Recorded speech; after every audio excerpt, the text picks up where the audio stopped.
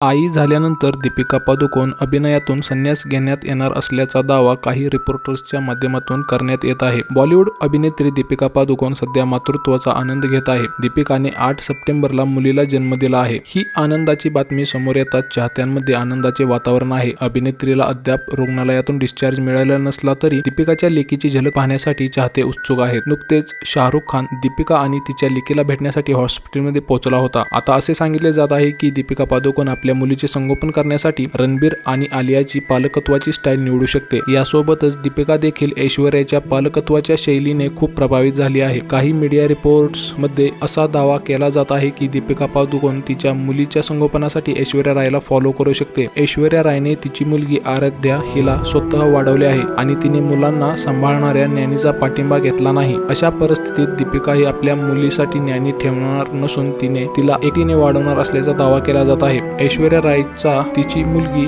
आराध्याप्रती असलेला पॉझिटिव्हनेस पाहून सासू जया बच्चन यांनी तिला हँड्स ऑन मॉम असा टॅगही दिला होता.